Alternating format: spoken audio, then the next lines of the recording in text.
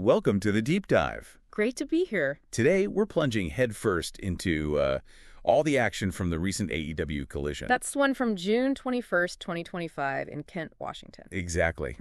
And our mission, really, is to guide you quickly through the big moments, the feuds heating up. And sort of what it all means for AEW going forward. Yeah, we want to dig out those key nuggets, make sure you're clued in without getting bogged down. It was a packed night for sure. Absolutely. And just so you know where we're coming from, we've pulled together insights from a whole bunch of sources. Right. We're talking CagesideSeats.com, WrestleView.com, Gerweck.net, YourWrestlingNews.com. PostWrestling.com, the official AEW site, PWTorch.com. Yeah, the whole lot. So we should have a pretty comprehensive view. Okay, let's dive in. We have to start, I think, with Jon Moxley. Definitely. He opened the show. And it was just dominant. A really brutal submission win over AR Fox. With the Bulldog choke, yeah. But he also hit the paradigm shift later. He did, which felt like almost overkill, Mm-hmm. but maybe making a point. Well, yeah, and then the promo afterwards. That was the real kicker. Oh, absolutely. He didn't hold back on Hangman Page. No. He explicitly said he's, quote, sick of the Cowboys' crybaby crap. Wow. And that he plans to run him out of the business at All In. That's intense. Yeah. Using both the choke and the paradigm shift on Fox, then saying that. It sends a message, doesn't it? He's not just winning, he's aiming to, dismantle people.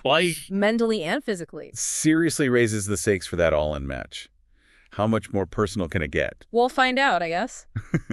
Okay, moving on, but still on high stakes, that massive all-star 8-man tag match. Right? Takeshita, Kyle Fletcher, FTR. Against Adam Cole, Roderick Strong, Daniel Garcia, and Bandito. Whew. So much talent in one ring, it's hard to even track everything. So what stood out for you? What was the key moment there? For me, it had to be the finish. FTR hitting the Shatter Machine on Roddy Strong. Classic FTR for the win. Exactly. But then, right after the bell, the Outrunners hit the ring.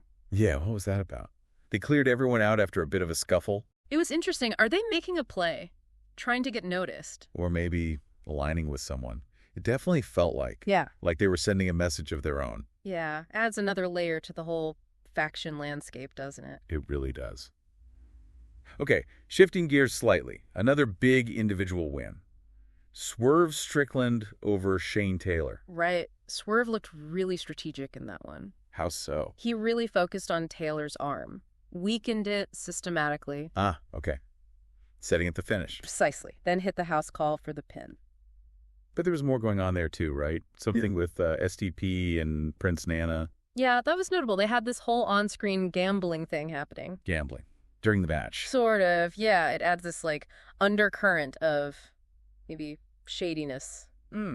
Opportunism. Interesting. It paints Swerve and his crew in a slightly darker light, perhaps. I think so. It suggests there's more at play than just wins and losses, maybe higher, riskier stakes involved with them. Keeps you guessing about their motives. Yeah. Okay, from that kind of intensity to, a different kind of intensity. Timeless Toni Storm. Huh. Yes. Her promo was definitely a highlight. She was on fire. Just completely zeroed in on her target. Mercedes Moné, yeah. No ambiguity there. She really leaned into that timeless persona, didn't she? Totally. And the warning was blunt. She said she'll, quote, eat Mercedes alive at All In. Yeah. And basically dared her to bring her A game. That certainly throws fuel on the fire for their title match. You gotta think Mercedes responds soon. You'd expect so, right? Can't let that stand. We also had a couple other big tag matches. A fast-paced six-man. Mark Briscoe, Willow Nightingale, and Hologram getting the win there. Against Mansoor, Mason Madden, and Taya Valkyrie. Fun match. Yeah, good energy. But then, the main event, the all-women's tag, that felt significant. It really did. Athena, Megan Bayne, Penelope Ford, and Thekla. Against Thunder Rosa, Queen Aminata, and Tay. And Athena's team looked incredibly dominant. Absolutely. The cohesion was really noticeable. Smooth double teams, clear strategy. It felt like maybe we're seeing the rise of a new, powerful faction in the women's division. Could be. It certainly puts everyone else on notice. These tag matches, they aren't just filler, No, they're definitely building things. Yeah. Which brings us to the bigger picture, right? What did this collision do for the ongoing stories? Well, it was a huge accelerator, I think. How so? Take Moxley and Hangman. That promo. Massive push for their feud heading into All In. The stakes feel incredibly high now. Yeah, personal and potentially career-ending.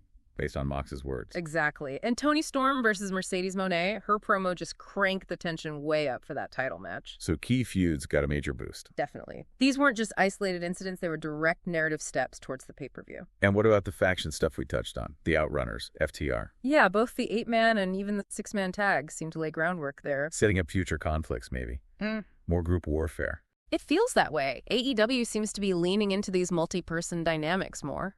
And what was the general vibe from fans watching? Did anything specific stand out in the reception?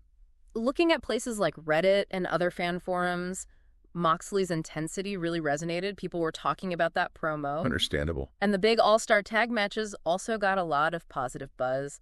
Just the spectacle of seeing all those names. Right, the sheer talent involved. Yeah. Okay, so looking ahead, what should we be keeping our eyes on after this show? Well, obviously, the Moxley-Hangman feud.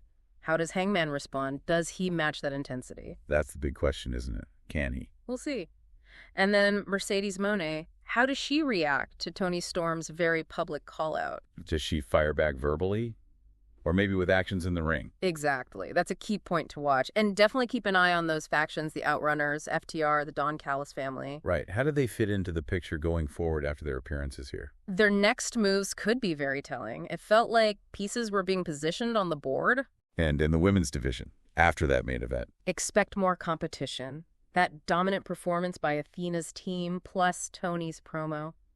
It heats things up. You could see some new challengers emerge soon. I'd bet on it. The division feels energized right now. So wrapping up, this Collision felt pretty pivotal, actually. Yeah, I agree. It did a lot of work shaping those major feuds, laying groundwork across different divisions. Especially with All In looming. You can feel the build accelerating. Definitely. Which leads to maybe the final thought for you listening. Go for it. We saw these intense promos, these high-stakes matches being set up. So what is it for you that makes a wrestling rivalry truly captivating, beyond just the matches themselves? Good question. Like, how do these specific moments, Moxley's warning, Toni Storm's call-out, how do they build more than just one match? How do they create that deeper ongoing story that really hooks you in for the long term? Yeah, what makes you invest in the narrative? Something to think about as we see how these stories unfold.